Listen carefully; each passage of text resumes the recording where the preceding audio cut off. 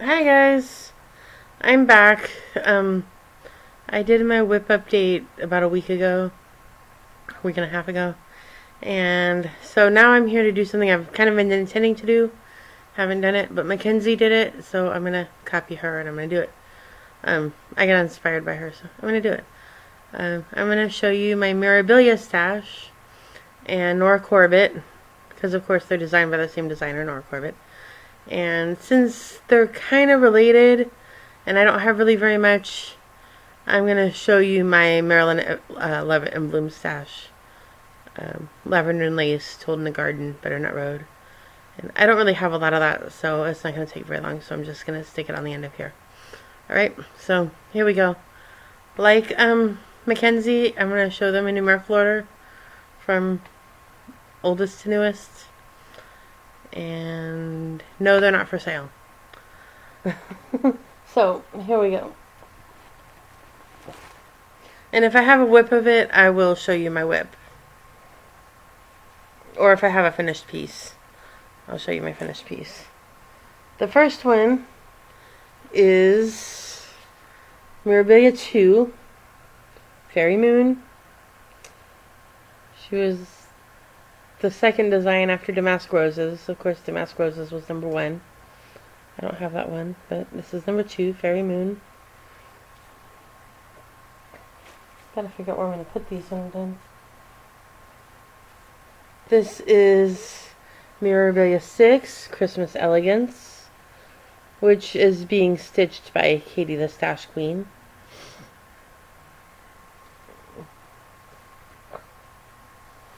This is Mirabilia 12, The Kiss, and this is one of my whips, and I will show you my whip of this. I have not worked on this in probably about 15 years. This has been sitting in my stash for a long time. But I will show you where I am.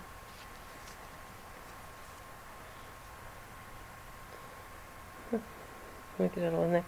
There we go. That's where I am. So I've done both their heads and a little bit of his shirt, and then the little bit of the flowers she's holding, a little bit of the sky. But I have not touched this in many years. And she's probably still another couple of years away from getting attention. I have sort of a list of the order I'm going to do these in, and she's not next on the list, so she's probably still a couple of years away from attention. Alright, so on to the next one. This is Stone Roses. This is Mirabilia number 17. And this is being stitched by Cross Stitch Joyle and a couple of other people.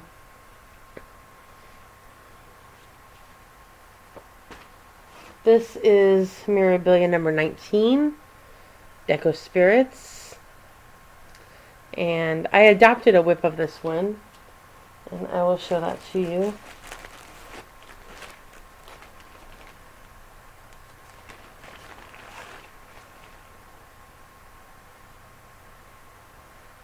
I adopted this, of course, from Melissa at Doodlehead Stitches. So there's my adopted whip of Deco Spirits.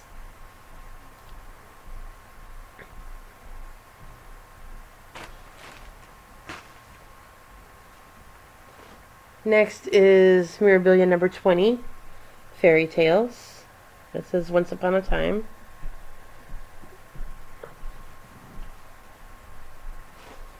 Next is Mirabilia number 33, and this is part of the reason why I'm saying they're not for sale.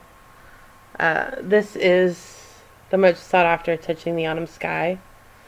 I bought this many years ago when it was not out of print, and she's really cute. This is one of the first Mirabilias I bought. This may have been the first one that I bought, or maybe the Kiss was. But this is Mirabilia number 35, Waiting for Ships. This is Waiting for Ships. And this one has a story on the back. It says, once, a long time ago, a young mermaid chanced upon a handsome ship's captain and promptly fell in love. Now she waits amidst the rocks and sea spray, waiting for his ship to return. Meanwhile, she becomes impossibly more beautiful, her chestnut hair growing ever longer, her emerald and aqua fins and tails shimmering ever brighter in the sun. Does he still love her? Will he come back? The story is yours to finish.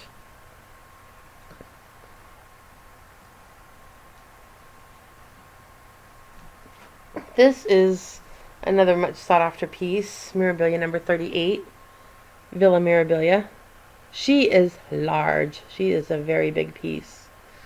And the story on this one says, taking the air at her countryside villa, a high-born lady spreads her sumptuous golden gown about her, while surveying the weathered urns, sculpted topiaries, and rambling English roses of her meticulously tended garden. The Villa Mirabilia crest at her feet reflects her love of cross-stitch, but the crest name can easily be changed to that of another family's private estate. Perhaps yours? So there's Villa Mirabilia. And indeed, in the past, I have seen stitchers who have changed the wording at the bottom from Villa Mirabilia to their family name or to their first name or to something more personalized. So there she is. Excuse me. This is number 40, Ashley's Roses. Somebody just posted a finish of this in one of the groups. It was inspiring. I'm probably still a long way from stitching her, but it was inspiring to see it finished. And this one says, during the golden months of summer, Ashley often climbs the winding path to her hilltop arbor to gather bouquets of rambling roses, to feel the cool breeze brush her bare skin, to savor the scent of distant wildflowers floating on the breeze. The simple gingham checks, wide sash, and clean lines of her gown make her bower of old-fashioned blossoms seem all the more exuberant, making this design all the better for lighting up any sober spot in your home. Take care not to prick your fingers while stitching the English roses. So that's number 40, Ashley's Roses. This is number 41, Adia the Garden Fairy. And this says, if you venture quietly into the woods at the golden hours of dawn, you may catch a glimpse of this benevolent fairy as she sows the sweet-smelling earth with cobweb strands of morning dew and the rarest of flower seeds. The handmaiden to Titania, queen of the fairies, this little nymph looks beautiful with or without wings. Place her in a garden room or give her to someone who loves watching seeds turn into something beautiful. And I had actually started her once upon a time, and I didn't like the fabric that I had chosen. So she is not currently a whip. She's actually rather difficult to choose fabric for. Yeah, she looks great stitched on white though. I might do that. But there's Miss Adia, the Garden Fairy. This is Mirabilia number 42. This is Deepest Love. And this story says, she looked, and he looked back. She loved, and he loved back. It didn't matter that she lived beneath the seas and he beside them. Love knows no boundaries. And so she goes to him with joy, and with the jewels and regal bearing befitting a princess from the deep. Their time together will be counted in precious moments, always secret, always sweet. It will have to do. And this is one of my whips, and I will show you this one. This is right up there with the Kiss. I started it after the Kiss. I think I started the Kiss in 2000 or 2001. And I started this in, I think 2003 or 4. And I actually don't know which way's the top and which way's the bottom, but I think this is the top. This right there, that little slash in the center, that's all I have done on her. I think I worked on her for one day. And this fabric, I think I ordered it from Sugar Maple. Can't tell you what it is. It's been a long time. Sugar Maple's been closed a long time. But I think I probably got it from there. It doesn't have a tag on it or anything. Can't tell you what it is. Don't know. But that's deepest love. This is one that I just showed recently that I bought. This is Mirabilia number 49, Gathering Eggs. The little girl holding her Easter basket. This one does not have a story on it.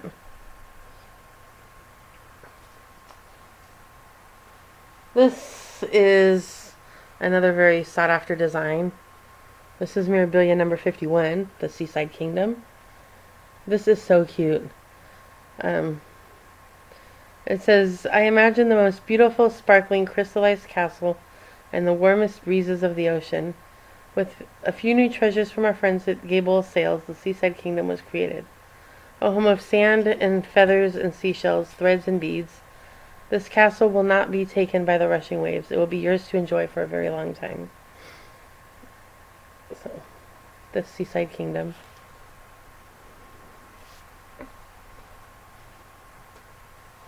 This is Mirabilia number 57, the Queen Mermaid. And this says, the Queen Mermaid swishes through the waves, glittering in the ocean light. She's a figure of fairy tale, but seems quite real in her watery world. Not to be bought, only to be made by you, with the hand and from the heart. The Queen Mermaid. This is number 58, the Queen of Peace. And this says, somewhere in the mists of time, a young queen ruled wisely and well.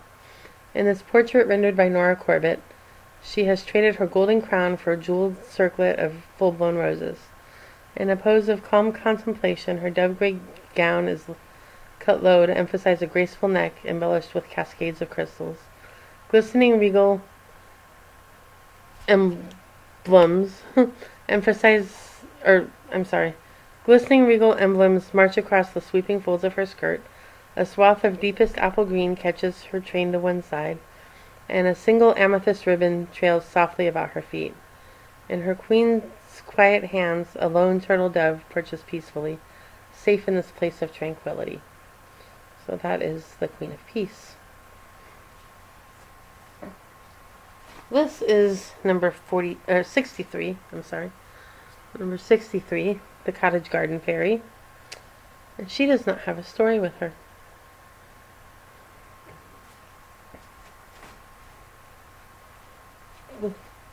This is number 64. This was put out, of course, after 9/11. This is called the Queen of Freedom. And she, in my mind, she's kind of the sister to Lady of the Flag. I think Lady of the Flag came out first and she came out after. But there she is. She also does not have a story. Actually, I have Lady of the Flag and I'm not sure where she is. I guess I won't show her because I don't know where she is. This is Mains of the Seasons number 70. And if you've been watching my channel for the last 6 or 8 months, you're very familiar with this design. This is Mains of the Season 1, which, of course, is one of my whips. I don't have it here with me to show you. It's at work. But watch the rest of my videos. It's all in there. Oh, and here's the story. Crystal lilacs and lush peaches, symbols of spring and summer, illustrate the simple, pure beauty of the seasons in the old world style of tapestry cross-stitch. Designed to be stitched separately, together, or stitched on a large enough fabric to include autumn and winter. So there's Mains of the Seasons 1, spring and summer. And oh, okay. Here's Mirabilia number 71, Shimmering Mermaid.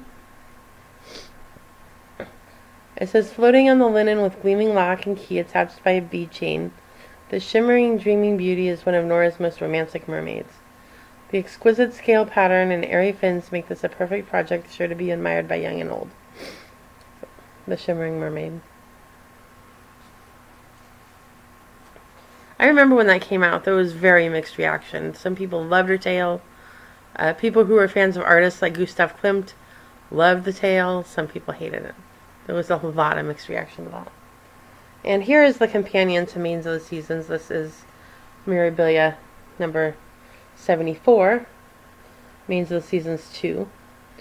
And it says, illustrating the simple, pure beauty of the seasons in the old world style of tapestry cross-stitch, this design completes the series. Designed to be stitched separately together or stitched on a large enough fabric to include all seasons. So this, of course, is autumn and winter. And I kind of regret it that I didn't get a big enough piece of fabric to stitch all 4 of them together. I kind of wish I had done that. I'm not really sure what I'm going to do about this design. The fabric that I'm stitching spring and summer on was also by Sugar Maple, so I can't get any more. I'm not really sure what I'm going to do about that. But there's number 74, Mains of the Seasons 2, autumn and winter. This is number 78, Royal Holiday. This is the Christmas Queen. And it says, the Empress of Christmas presides over her festivities, adorned in velvety scarlet flowing robes, trimmed in evergreen rubies and fur. The baroque gold pattern on her dress changes as the light dances on her gown. Full of glowing splendor, she will grace your holidays as a tradition for years to come. So there's Royal Holiday.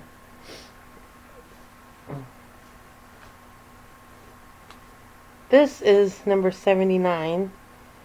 And I actually believe that this and Royal Holiday came out at the same time. Because I remember reacting to them both at the same time. This is Madonna of the Garden. Excuse me.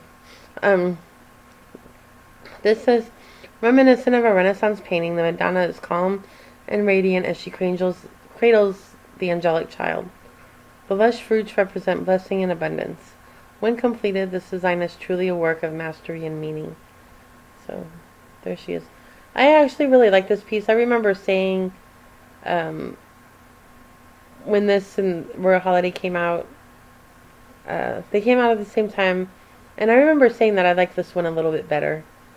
The only thing I don't like about it is the halo. I would leave off the halos. And I don't do halos. I'm not a big fan of icons. So, but I really like this piece.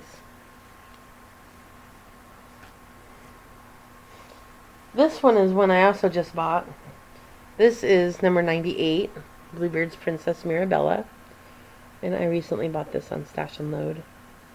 There's also several people stitching this. Jessie Marie is stitching this as her mostly monogamous March piece. And I think there's a couple other people. I want to say Katie the Stash Queen is starting this as part of her March year starts. So there's Miss Princess Mirabella here. This is one of my favorites. This is Mirabilia number 100. And this is Winter White Santa. She has an earlier Santa that I don't have. I'm kind of undecided on how much I like it. Santa's Magic. But this is, I love this one. This is Winter White Santa. And it says, Mirabilia Designs presents its 100th design, featuring a snowy winter white Santa. Excuse me, let me get this over here. Featuring a snowy winter white Santa with a gorgeous candy cane red scarf. An exclusively designed crystal charm tops the lovely Christmas tree. Uh-oh, that kind of scares me. This design is filled with all the magic and beautiful imagery of the Christmas season. It will elevate your stitching and your spirits. So there's Winter White Santa, and I know Jessie Marie has stitched this, but I love this one. This one I discovered way after it was released, and I was like, how did I miss this? This is Mirabilia number 113, the Red Lady Pirate. And I just think that she's awesome. And the story here simply says that she lived from 1500 to 1534. And it says, one of the most ruthless and cunning of the female pirates of the 16th century. I just think that one is awesome.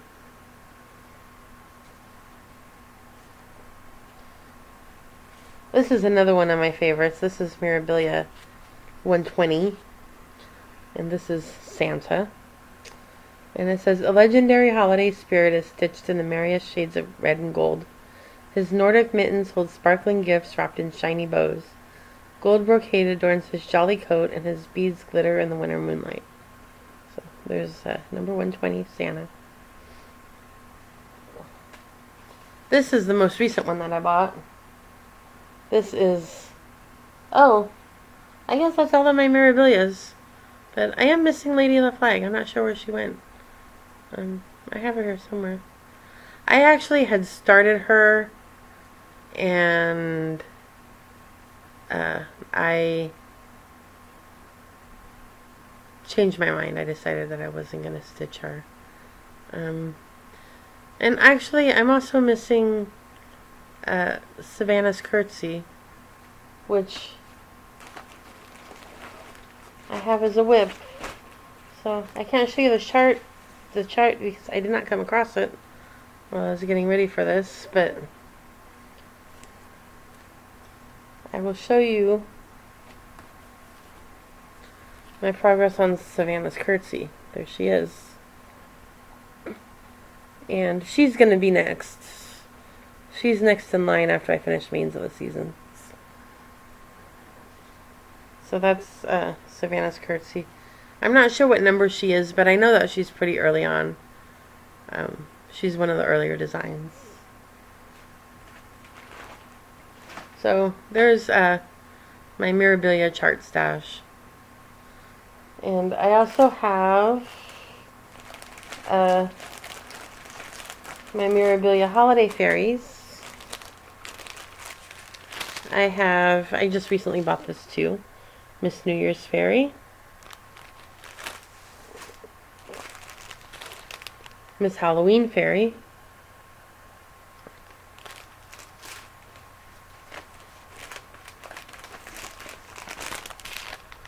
Miss Valentine's Fairy. And my stitched Christmas Elf Fairy. I finished her in 2012. And I have to say, for as cute as she is, and she's adorable, I did not have very much fun stitching her. But she's really cute. I like her a lot.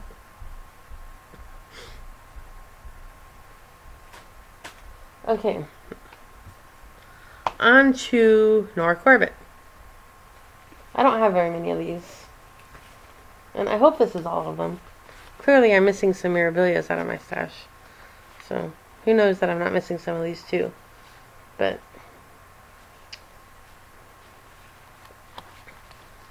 this is the one that I recently bought. Nora Corbett 102. The Silver Dragonfly. And then this says, this elegant lady dances about the pond. Silver translucent wings and crystals shimmer in the light. Her fleeting beauty can only be captured in stitches for a moment.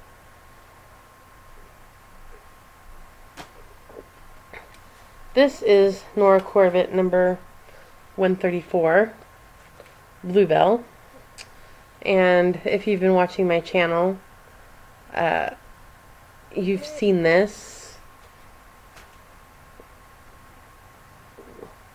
I finished her just about a year ago. So here she is. That's my completed Bluebell.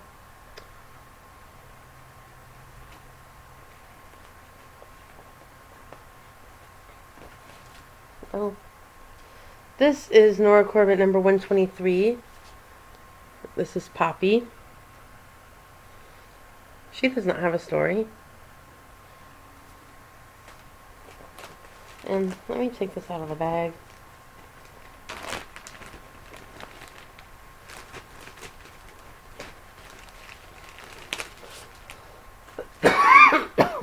Excuse me. And this is Nora Corbett number 206. This is Gigi. And several people have stitched her, including Jessie, Marie, and Calico. Christine at Calico is stitching her now.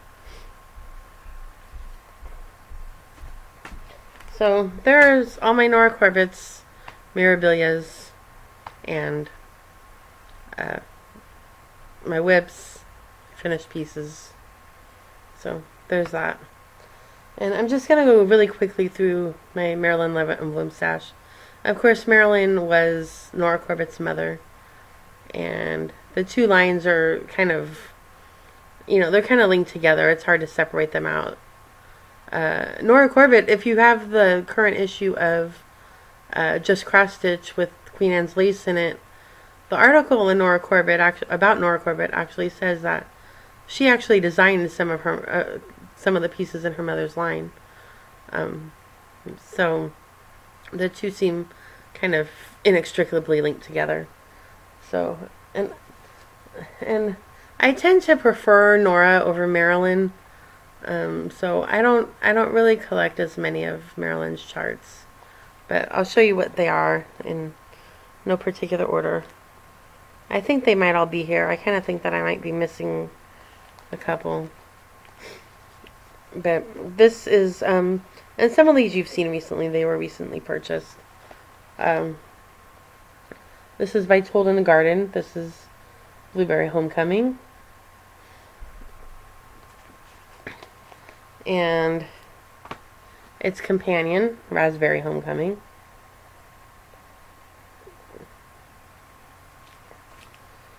And this is Oh Christmas Tree. This was also a recent purchase.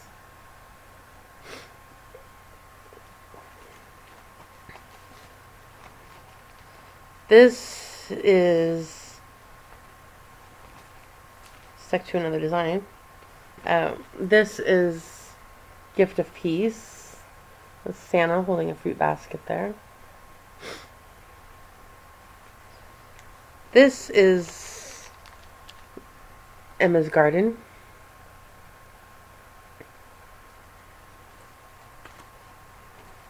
This is probably my favorite. This is Spirit of Christmas.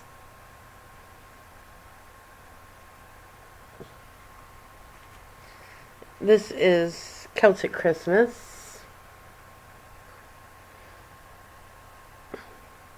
And I'm going to show this kind of from far away because it's the chart. I also have Celtic Spring. I don't know where the package is. I don't know why I don't have the picture. But she's very similar to Celtic Christmas, except that she's in purples and yellows. And the top says spring.